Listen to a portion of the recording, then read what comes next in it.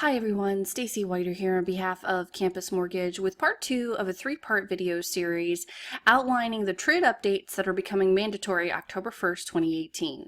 Now just a quick reminder before we get started, this video is for informational purposes only and should not be considered legal advice or used in place of CFPB guidelines. Also, this video was issued on September 18th, 2018, and the information contained in this video is subject to change without notice. So as we discussed in part 1, please don't take this video as a replacement for reading the actual detailed summary of changes and clarifications. That was put out by the CFPB. This is available on their website, or you can simply just Google 2017 TILA-RESPA rule, but this is a great resource. So let's get back into the topics that were impacted. We've already talked about the loan estimate and the closing disclosure. There's more updates to discover, so we're going to talk about coverage, tolerances, and revised disclosures, shopping for settlement services, and principal curtailments in this next video.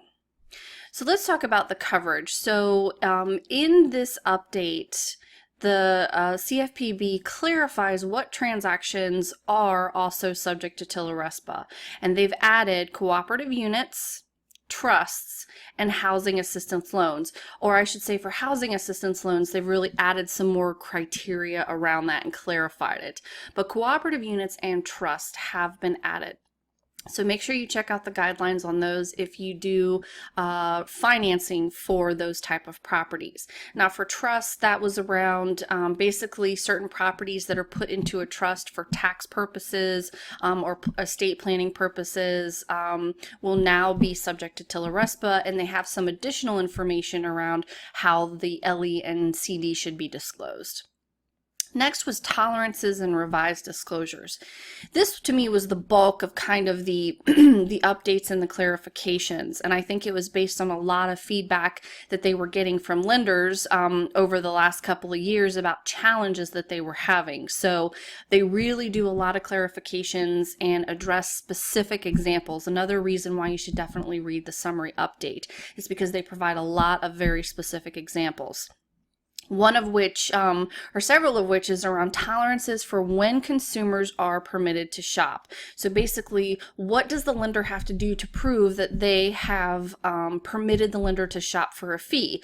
Because if they have permitted the borrower to shop for a fee, then that changes the tolerances. So what can be changed from the LE to the CD?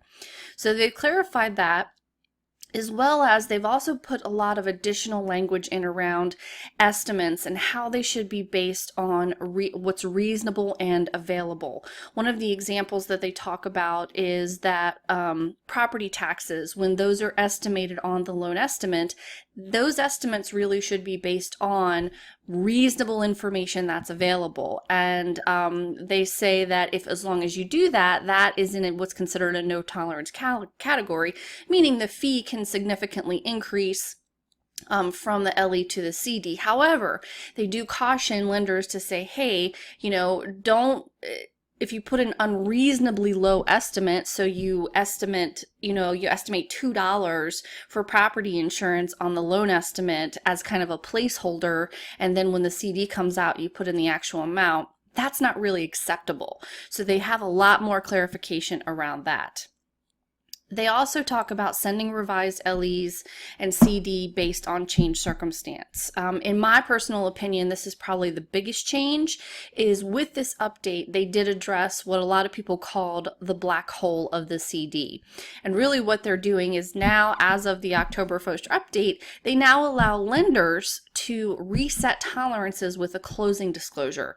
So prior to this, if a valid change circumstance happened after the initial CD went out, the lenders were kind of stuck because there was no verbiage that said that they could reset a tolerance for a valid change circumstance once the CD has gone out.